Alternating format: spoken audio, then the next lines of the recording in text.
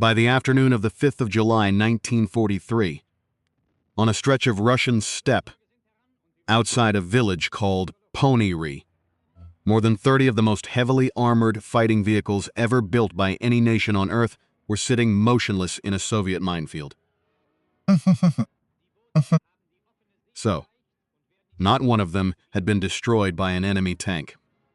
Their crews were still alive inside. They were sitting in 65 tons of steel. Their armor was so thick that 76-millimeter Soviet anti-tank shells had been bouncing off the front plates all morning. The gun in each of their vehicles could reach out and kill any tank in the world at 3 kilometers. And they could not move. They could not defend themselves. They had no machine guns. And the Soviet infantry knew it. This is the story of a German battalion called Schwere Panzerjägerabteilung 653. It began in a garrison town in Austria in April 1943. And it ended 2 years without prejudice. On a country road in the American zone of occupation with four broken vehicle to men whose fathers, many of you watching this, may have known in between 3 generations of the most powerful tank destroyers of the Second World War came and went beneath them. Ferdinand, Elephant, Cha, Ticha, Gakcha, the Chakcha. The men who rode them died in ways their own engineers had never imagined. This is the horror of the German tank destroyer crew. All right. On the 1st of April 19, team. In a garrison town called Bruckender-Leitha, tucked into the Austrian east of Vienna and, without knowing it, sealed the fate of nearly every man in its ranks. Sturmgeschütz Abteilung 197 had spent the war so far as an assault gun unit. Its officers wore the branch color of the artillery. Its men had spent months learning how to keep pace with infantry, how to blast bunkers open, how to survive the small, ugly work of close support. Now, in a solemn ceremony on the 14th of April, the senior officer of the assault artillery branch, Oberst Hoffmann Schönborn, said goodbye to them. From that day forward, they would no longer be assault gunners. They would be tank hunters. Their genus. Zenis? Their new designation was Schwere Panzerjägerabteilung 653, and their new commander was a Wehrmacht officer named Major Heinrich Steinwachs.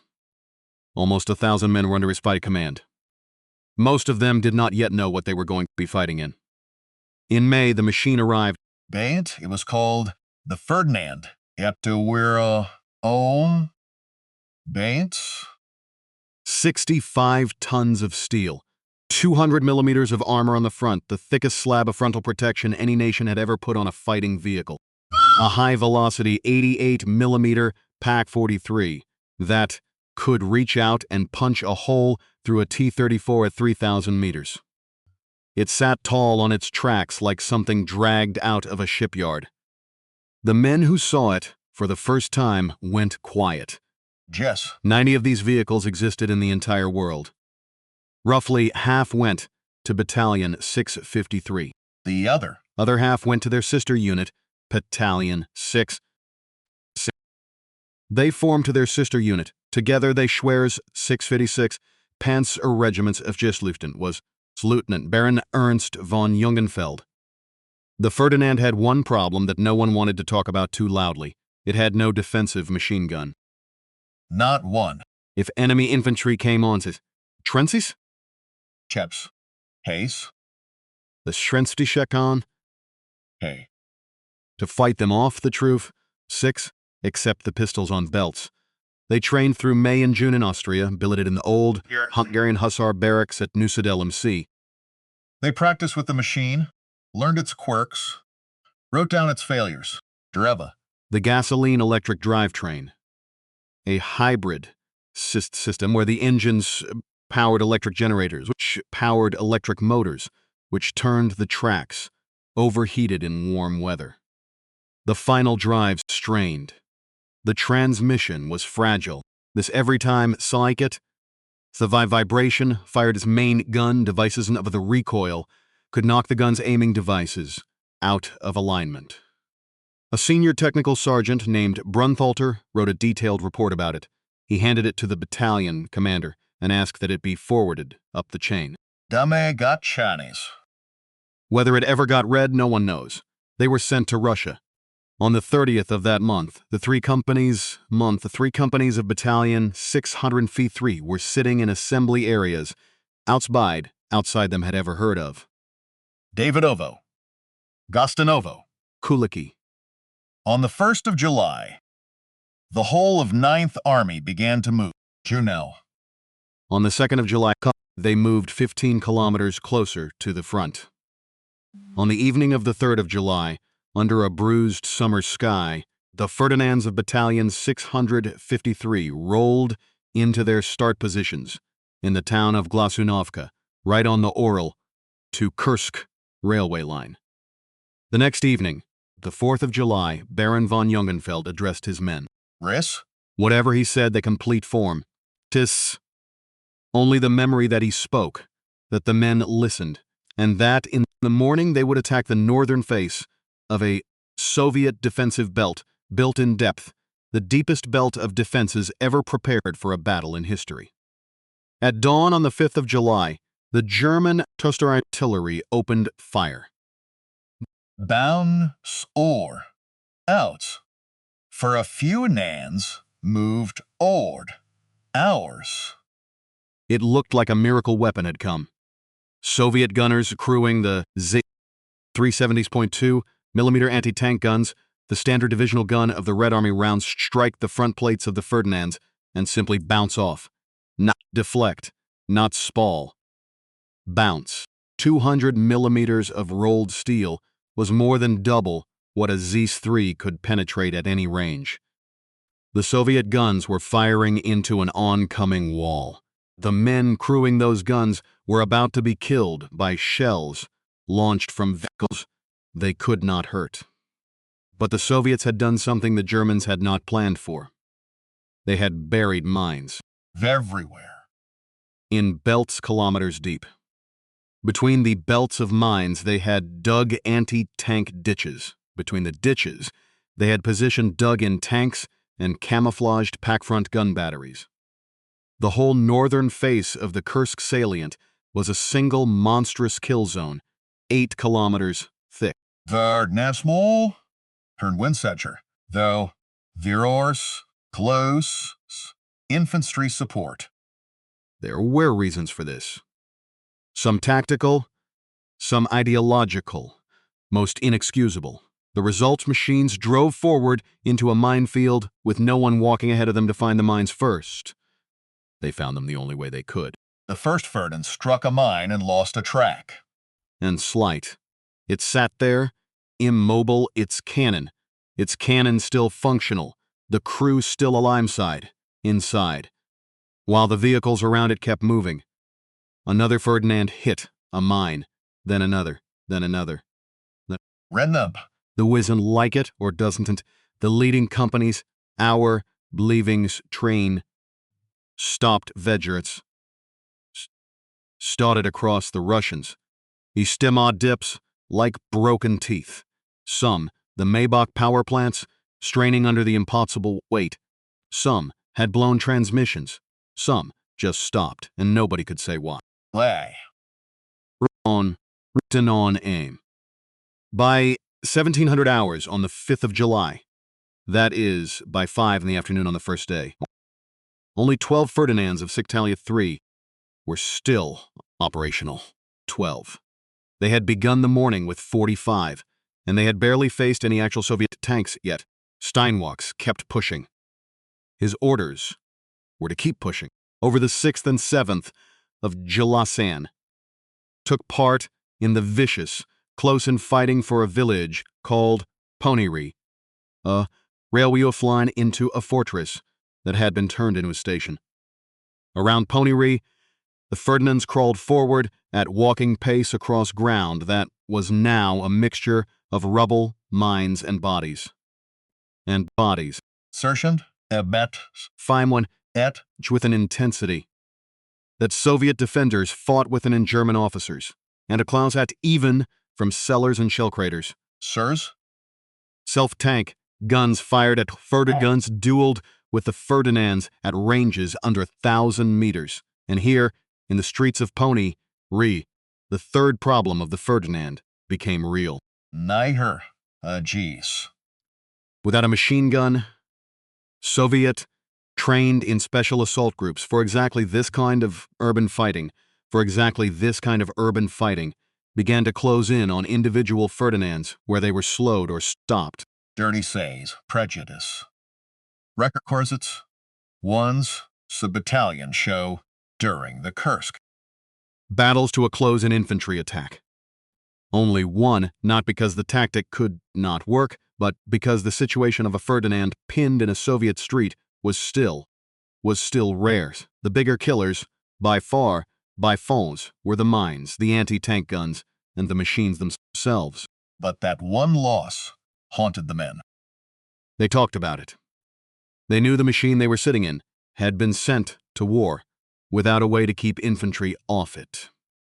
They knew, Jernup, in that moment, that the Thithmia designed and had never intended for it to be used the way it was being used.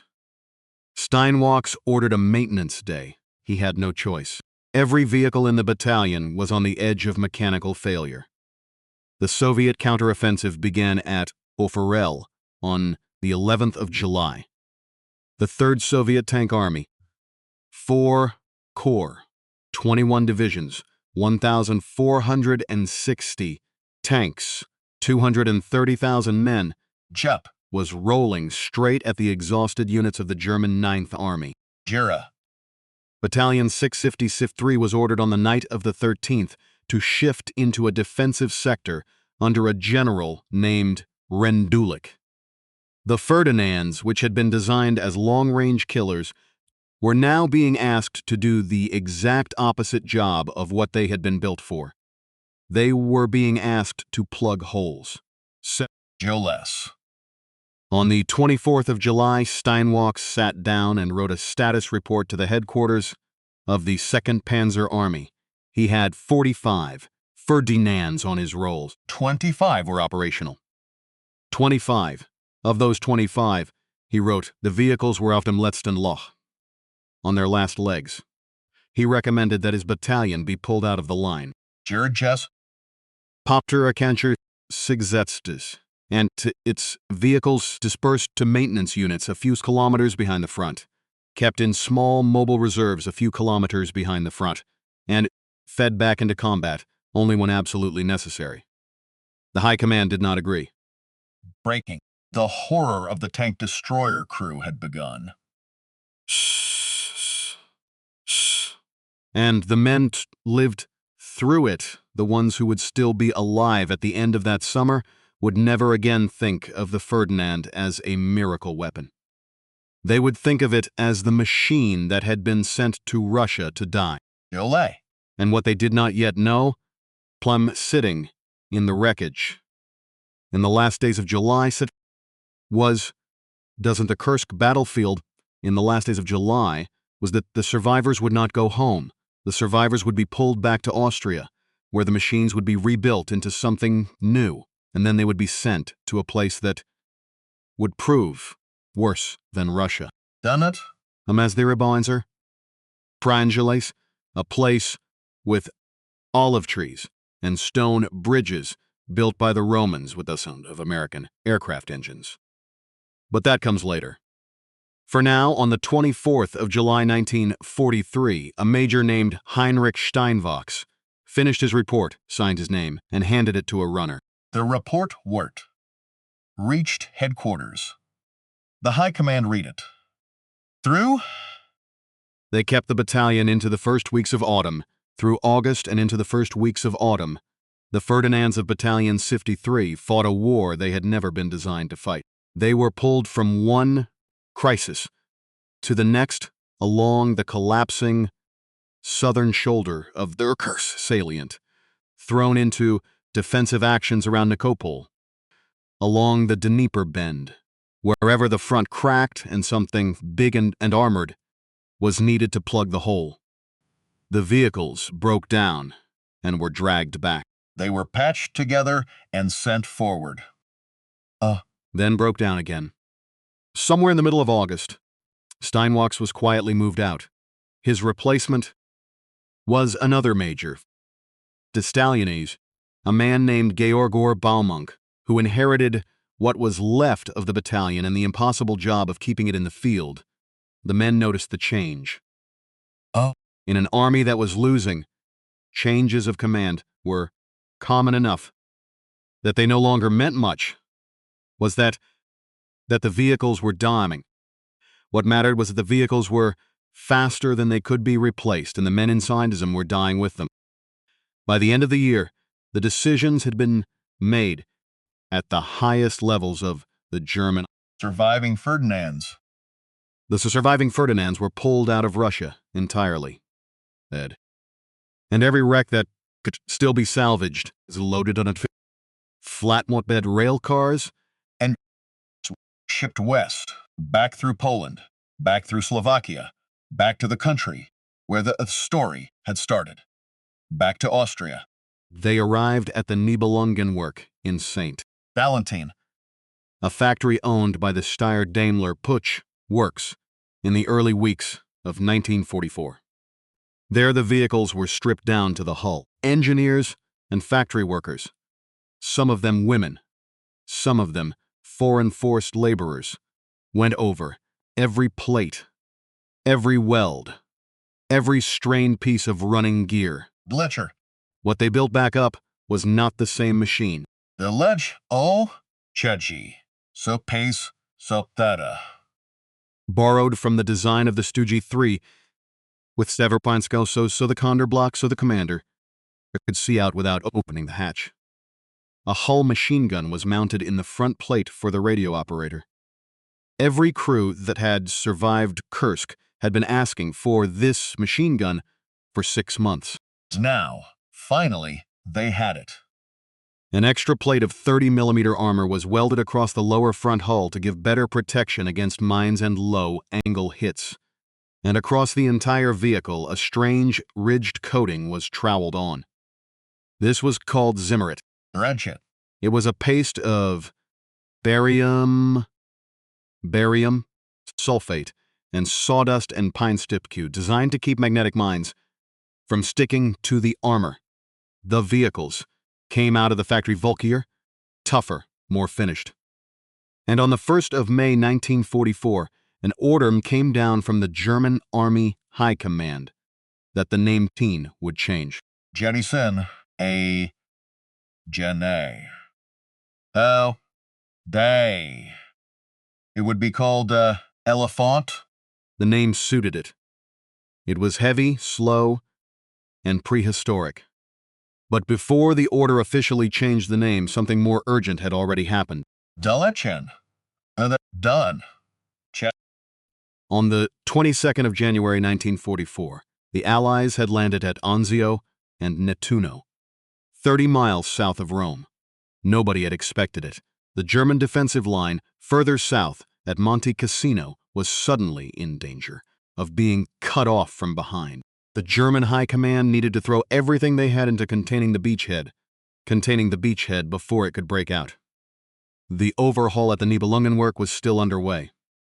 The first 11 vehicles were finished in a rush, and on the 15th of February, 1944, the same day, those 11 Elephantses were officially issued to the 1st Company of Battalion 653.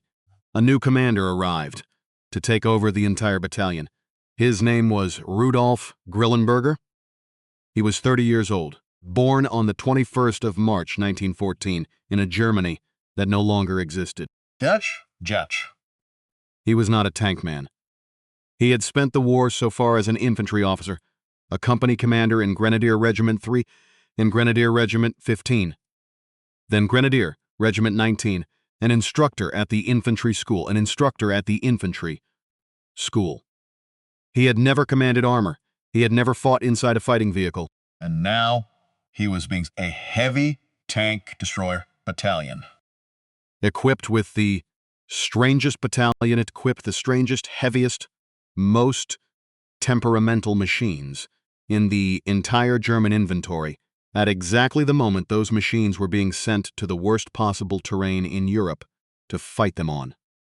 He had one day. Bratches. On the 16th of February, the 1st Company of Battalion SIG 53 loaded 11 Elephants, 1 Bergepanzer recovery vehicle, and 2 Panzer III ammunition carriers onto rail cars, and started the journey south to Italy. They arrived in the Anzio-Nettuno sector in the last days of February. Ja, well, Pins on the 29th of report noted. That's all 11 elephants were operational. They were attached to the LX-1 Panzer Corps, assembled at Genzano near Castel Gandolfo in the Alban Hills south of Rome, and told they would be fighting alongside a Luftwaffe parachute division, Hermann Göring, called Hermann Göring. Then, later. Then, the terrain began to kill them. Italy was not Russia. In Russia, the Ferdinand had died in minefields on the open steppe. In Italy, the Echelon would die in ways that no engineer at the Nibelungenwerk had ever imagined. Italy was mountains. Italy was olive groves clinging to hillsides. Joe. Italy was villages built atop prejudice. Italy was built of stone I roam on the tops of ridges, connected by roads that had been laid down by Roman engineers 2,000 before the internal combustion engine had been invented. Bridges were the problem. An elephant weighed nearly 70 tons. A Roman-era stone bridge, a medieval bridge, was designed to carry ox carts and horse teams. A modern Italian country bridge could carry maybe 20 tons. A Sherman tank weighed around 30 tons, and Sherman and even Shermans regularly broke through Italian bridges. Gillette. An elephant at 70 tons of almost every crossing on the peninsula, and the Allies had blown many of the bridges before withdrawing. So the Germans, coming forward to reinforce, arrived at rivers with no way across. The engineers built temporary crossings out of pontoons and heavy timber. John Dolan. On. Crawl. Oh. John. On the 1st of March 1944, near a small village called Isolas Bella, an elephant was ordered to turn around. Its commander was a man whose last name has come down through the battalion's records as Cool. Drisher Echo. Giso. The bridge ahead of him had been destroyed. His vehicle was too heavy to ford the ditch below it. He was trying to reverse and pivot on the narrow road, and the ground gave way. Jacks or something in the drivetrain finally broke. The Elef was lost. Not to enemy fire, not to a Sherman. Not to just word, Jestins. Lost to a road that had never been built to carry it. In the same area, another Elephant, commanded by a man named Koss, drove over a mine. The damage was severe enough that the crew was ordered to destroy it. Another, commanded by a man named Roos, it could not be recovered. It was abandoned. Another one caught fire in the engine bay and burned. All of this happened in the same small stretch of terrain, in the same handful of days, without any of these vehicles ever facing an American tank. By the end of April, the 1st Company had already lost about half of the vehicles it had brought to Italy. Not one of them had been killed by a tank. But then came the Elephants that did fight and did work. Through March and April and into May 1944, the front line around Anzio settled into a stalemate. The Elephants that were still running dug in behind the defensive lines. That fun. They found positions along ridges and Canlidge, the latter, to behind some farmhouses. Positions where the 200mm frontal armor faced forward, and the vulnerable sides and rear. From those positions they hunt, The 88 millipack 40 itself was still the finest anti-tank gun in the war. Gillets? From a well-chosen firing position, an Elephant could reach out and a merry 1,000-meter Sherman. Then the Sherman could shoot back with anything that would matter. The crews on the Sherman could shoot back with anything Shermans. They killed Battalion Stuart light tanks. 6. 30s lead church. They killed British-built vehicles operating in American units. The kill counts, if you believe the German after-action reports, were impressive. And it did not matter. Because on the 23rd of May, 1944, the Allies launched Operation Buffalo. The breakout from Anzio began. BIP. The Fifth Army pushed north up the Via Appia, the 2,000-year-old Roman road that ran from Anzio through the town of Cisterna toward the Alban Hills, and Rome beyond. The 1st Company of Battalion 653, or what was left of it, had 9 Elephants still operational. Ventrea? They were positioned 2 kilometers behind the front lines, in prepared firing positions along the Via Appia. Elephant number or near was Nairn, Cisterna itself. Their guns worked. When American tanks pushed up the road, the Elephants killed them. But the Americans did not just send tanks. They sent the 3rd Infantry Division, 3 regiments abreast, the 30th, the 7th, the 15th, supported by the 751st Tank Battalion, and the 601st Tank Destroyer Battalion. They sent their artillery. They sent, above all, their Air Force. On the 24th and 25th of May, American fighter bombers came in wave after wave. The Elephants had never been designed to survive from the air. They had thin roof armor, thick side armor, thick front armor. What they had over their heads was a plate of steel just barely enough to keep out shrapnel. Dunshit? A Flun a P-47. Thunderbolt, coming down out of the sun with a bomb slung under its belly and 850 caliber machine guns howling, could kill an Elephant just by getting close. The crews began to abandon their vehicles. Some Elephants pulled back before they were caught. Others were disabled where they sat torched by their own men. That. The town of Cisterna fell to the U.S. 3rd Infantry Division on the morning. Number 102 was captured intact. The Americans found it. They photographed it. They studied it. They eventually put it on a boat, sent it home, and put it on display in a museum in the United States. 7 ledgers. 7 decades later, that same Elephant would sit in a Chelsnate of Georgia, a piece of German engineering and soldiers. Surlevered to Americans Creens Telniner Status in a Mainstension Sonelli to walk house past it and read its plaque, and quietly, about what its crew must have felt in the moment they walked away from it. On the 5th of June, 1944, the last full day before the Normandy invasion changed everything about the war, an Elephant of Battalion 53 was destroyed in Italy by American dive bomber attack. Not by a tank, from above. By the 21st of June, 3 Elephants and the recovery vehicle were all that remained operational in the 1st Company. Through the summer, the survivors withdrew north. Fought. Delaying actions, they broke down. They were abandoned. On the 2nd of August, 1944, Jetch. What was left of the company reached the town of Piadina, on the plain of northern Italy. And the vehicles were loaded onto rail cars and sent to Vienna for repair. There were not many of them.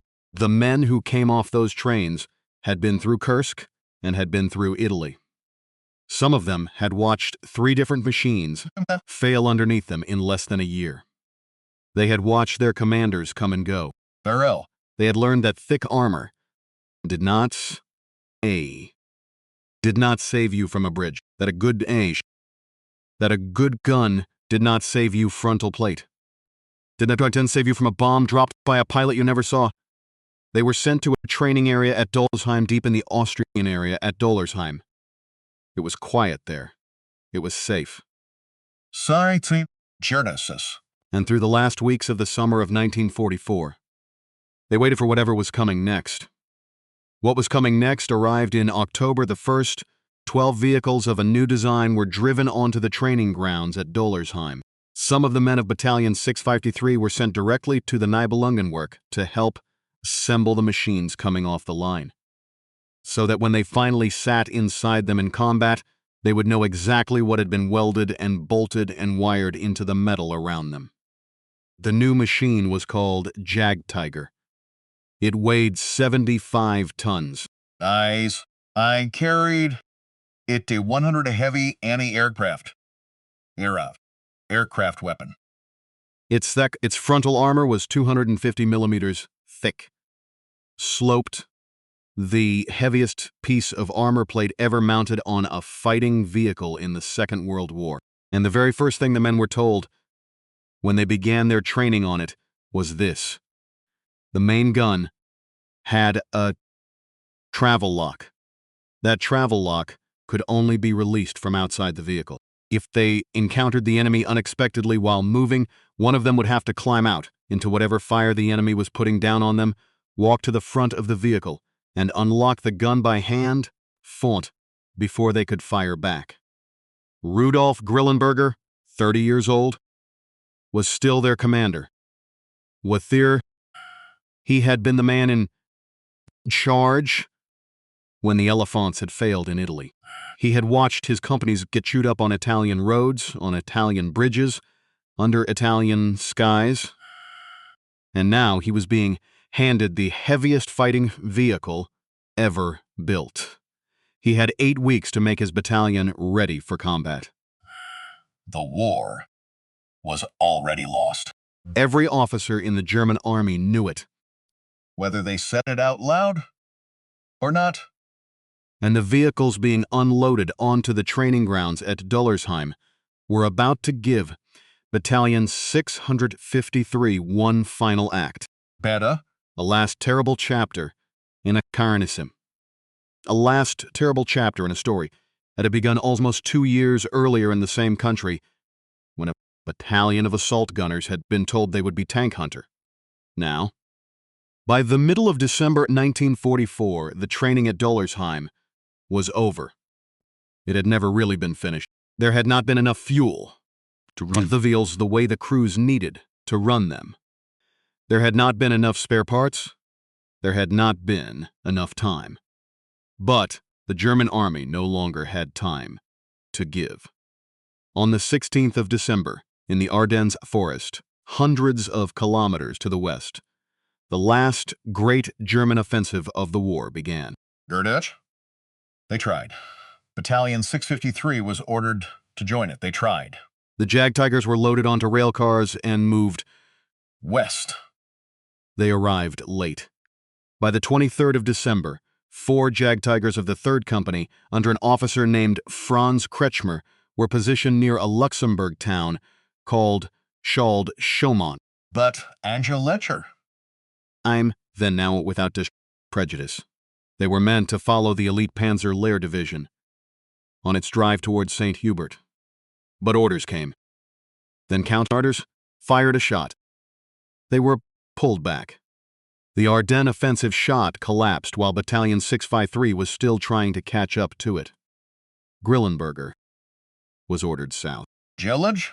Anyone his since to teams. His battalion at the Americans in Operation Position Lorraine, his meant to catch while offensive aimed at to catch what was left of the U.S. 7th Army in the flank.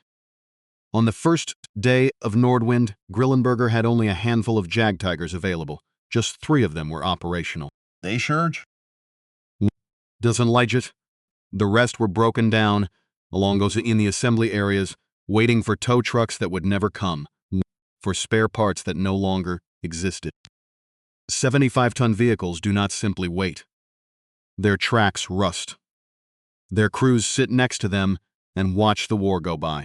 On the 9th of January, 1945, 3 Jagdtigers of the 1st Company moved into position near a small French town called Rimling in Lorraine, close to the German borders. They were supporting the 17th SS Panzer Grenadier Division, one of the Jagdtigers. Tactical, and I'm sure we ran in 34, took up an overwatch position on a slope outside the town. So say, der so, Jad, der so. Somewhere in the American lines, a soldier picked up a bazooka, not penetrate the front of a bazooka. The bazooka round could not penetrate front of Jadabur was 250 millimeter. Frontal armor was proof against every anti-tank weapon in the American arsenal. What the bazooka could the armor was penetrate was the side, Direction Otsromiger Dutch. where the ammunition rack was mounted. It went through the side plate. Ice struck the ammunition. The inside of the Jagdtiger flashed white. The entire crew was killed. 250 millimeters of frontal armor. And it did not matter. It had never mattered. The horror of the Jagdtiger was not that it was weak. Der ist her name.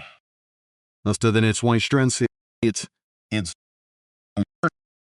came from every direction at once. The 2 other Jagdtigers watched what happened to number 134 and withdrew. Grillenberger kept fighting. On the 23rd of January, after weeks of scraping his battalion together, he finally had his full authorized strength of 42 Jagdtigers, backed by 6 anti-aircraft vehicles. Somebody in the German High Command must have looked at the number and felt something like satisfaction. der any chair. 42 of the heaviest fighting vehicles ever built concentrated in one unit on one front. 1 week later, after a road march of about 200 kilometers to a new sector, 20 of them were gone, not destroyed by American guns, not knocked out by aircraft, broken, sitting on the side of the road with cracked final drives, blown transmissions, seized engines, the 75-ton weight, the untested drivetrain, the exhausted mechanics. All of it caught up with the battalion in the space of about 6 days. Grillenberger had 22 operational Jagdtigers left. Through February, there was almost no fuel, and almost no Tigers were used as improvised long ranges, firing indirect fire from fin-range artillery, throwing indirect fire from concealed positions, throwing .28 millimeter shells over ridges, at targets the crews could not see. In March, the fighting picked back up. A. Sherman was destroyed. Buncher. A few Allied bunkers, some of them Reoccupied? Maginot Line positions, were silenced by direct fire from the big guns. Small victories in a war whose ending had already been written, and then, on the 26th of March 1945, an order came down from OKH that must have arrived like a slap. Chap.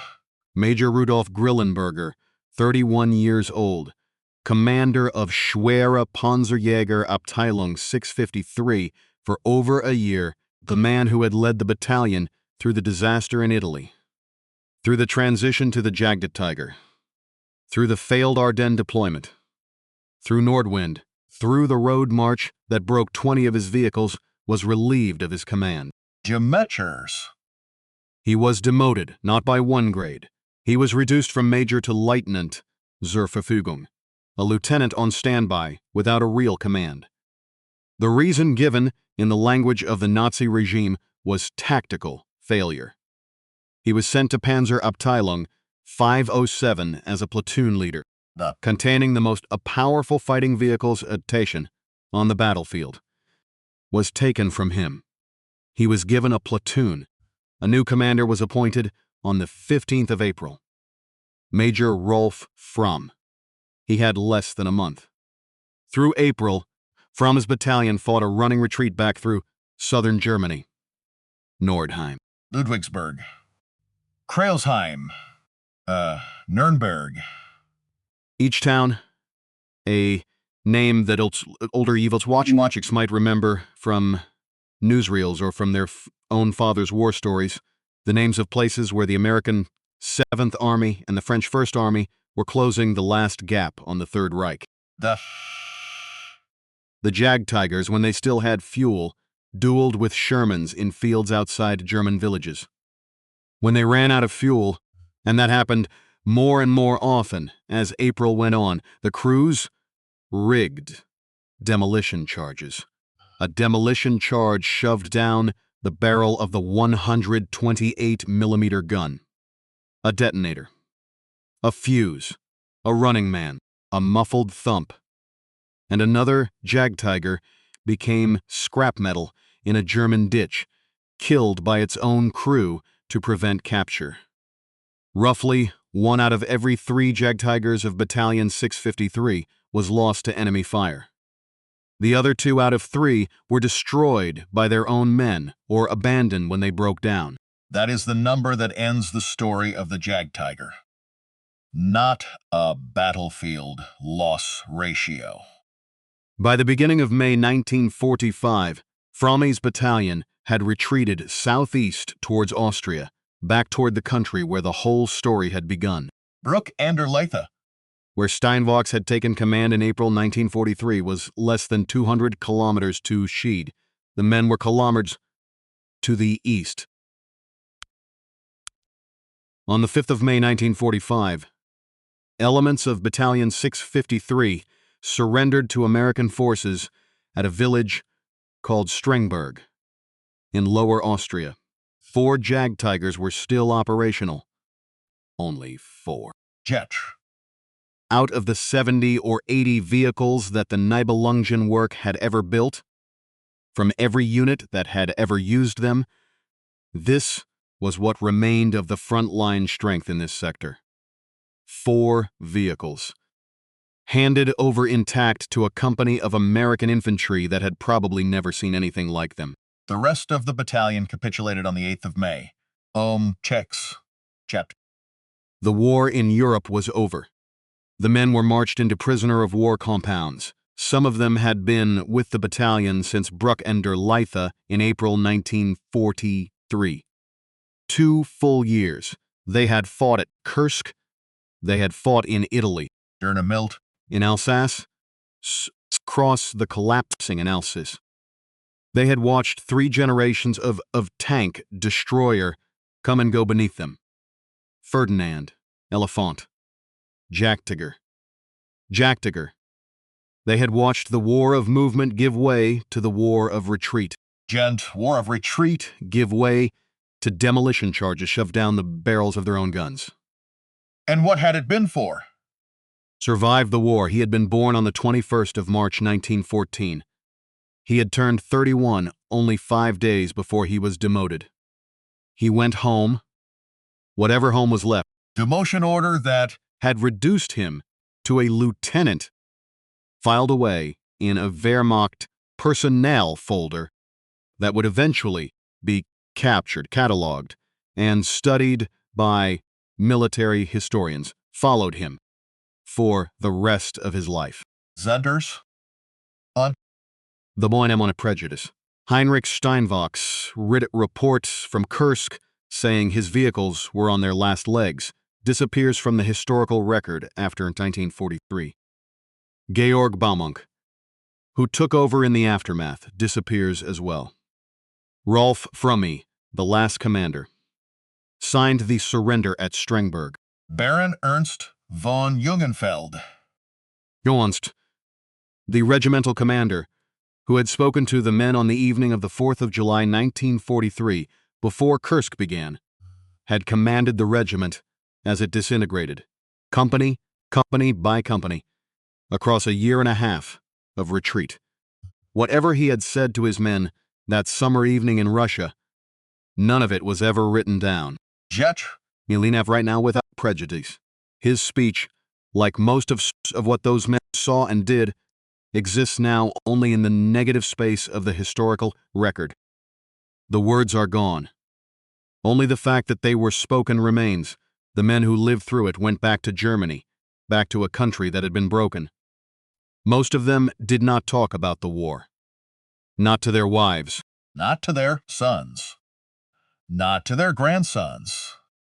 There is a reason that so much of what we know about Battalion 653 comes from the dry official pages of after-action reports and status returns and personnel files, and so little of it comes from personal memoirs. The men did not want to be asked. They had ridden the most fearsome fighting vehicles their country ever built into the worst battlefields of the Second World War. They had watched those vehicles. They had watched their commanders come and go, and, in the case of the last one, be broken down and demoted for the crime of losing a war that was never winnable. They had climbed out in the last days and set explosives against their own guns and walked away. The horror of the German tank destroyer crew was not really about the enemy. The horror was about the machine. The horror was about what happens when a government builds you a weapon. Tells ship.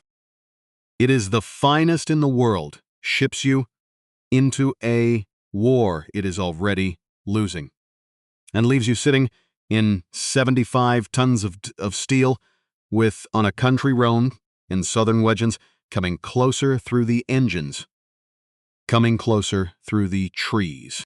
Joe Lachette. Number 102 sits today in a museum, the American state of Georgia. In a museum in the American state of Georgia, every year some Americans walk past it and read the plaque and think about the men who once rode inside it. Most of them do not know the name of the battalion. Most of them do not know the name Grillenberger. Most of them do not know that on a spring morning in 1945, near a village in Austria, 4 Jagdtigers were handed over to a company of American infantry. Vile a story that had begun without begun. Way. And they did not